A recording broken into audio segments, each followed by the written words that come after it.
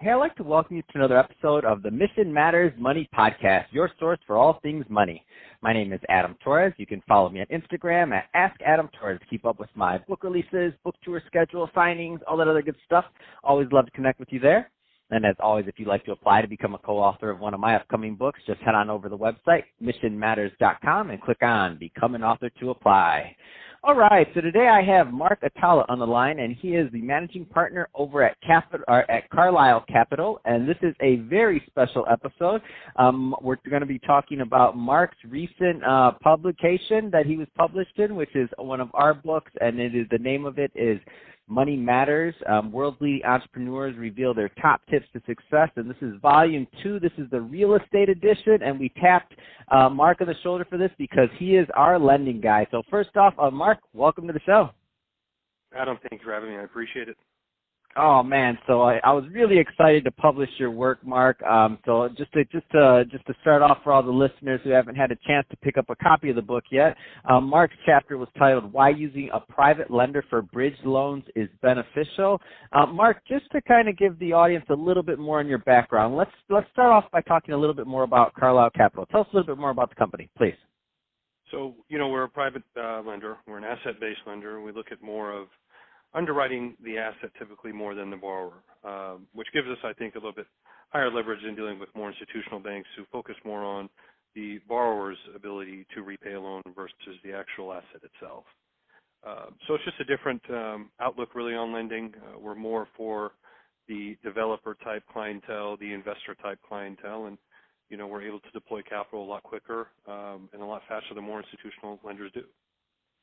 Let's, I think just to give for some of the listeners that maybe don't have a basis of private lending versus traditional banks, I mean, one of the parts that I like about your writing was the portion about private lenders versus banks. So let's get into that a little bit. Tell us a little bit more about some of the differences.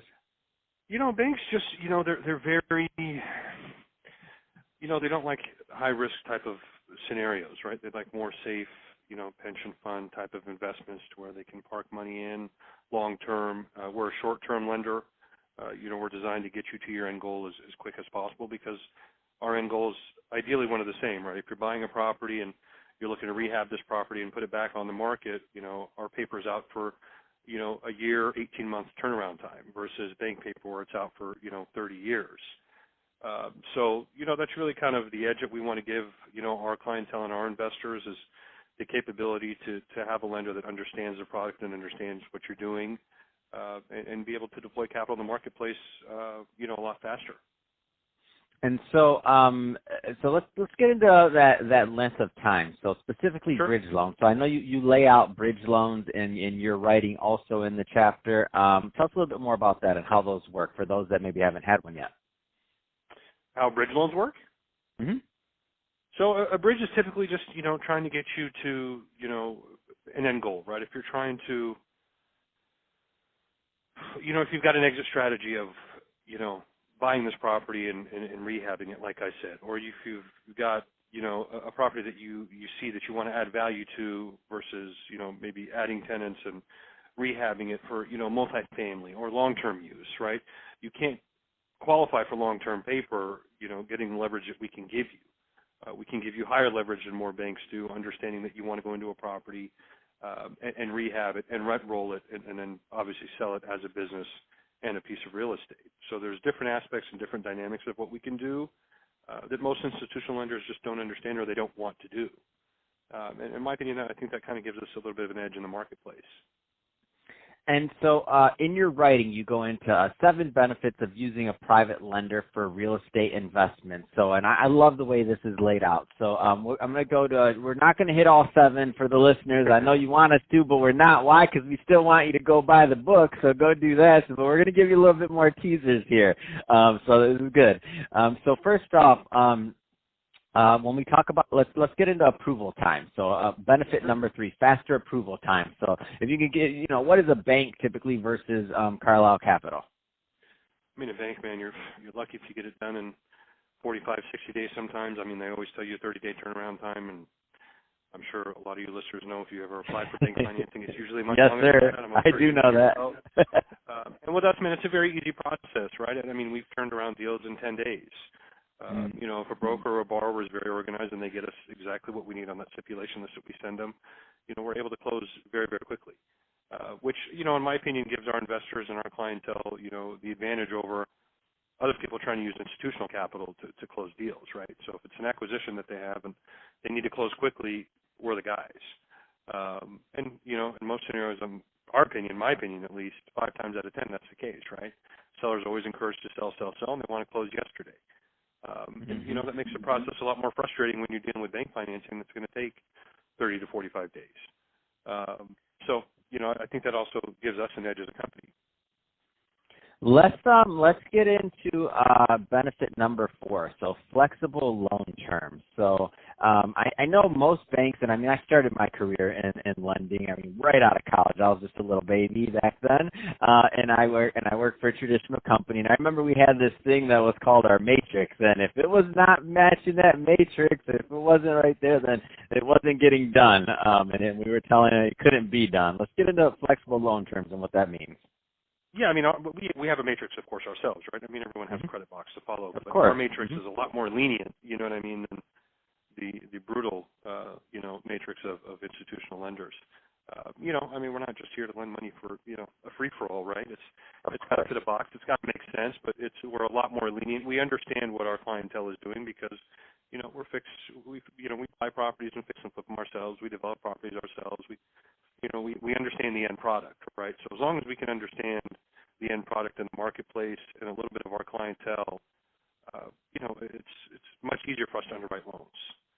So, and once again, I think that gives us a huge advantage. And in my opinion, I really do think this is the future of banking, is just one-on-one type of banking that helps you kind of understand a different type of clientele.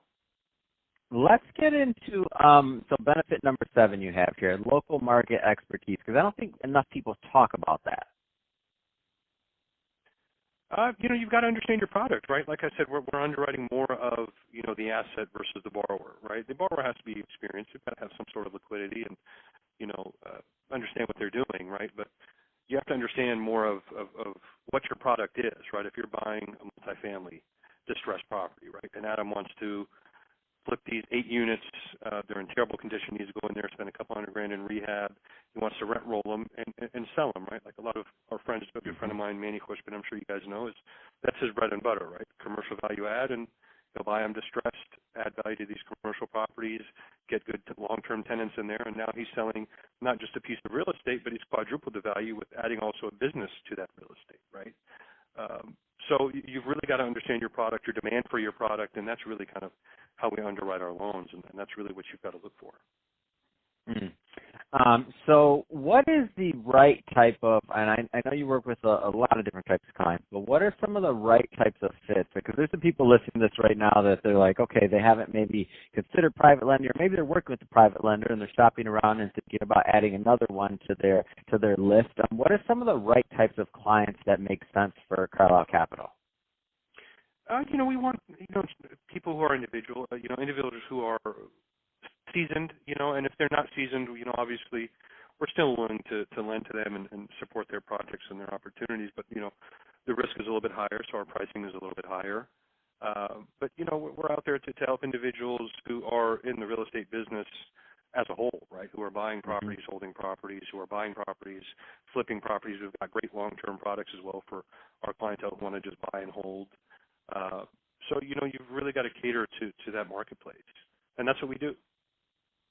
And what types of property? So just to give a feel there, is there any specific niche, or is it across the board, or is it give us a little bit there? We do a little bit of hospitality, not too much. I want to say really our bread and butter is residential. We do a lot of short-term residential bridge loans, right? We do a lot of commercial. We do a lot of commercial value adds. We do the fix and flip product very well, where you're buying a product, you're planning on spending a couple $100,000 fixing it up and selling it for X amount.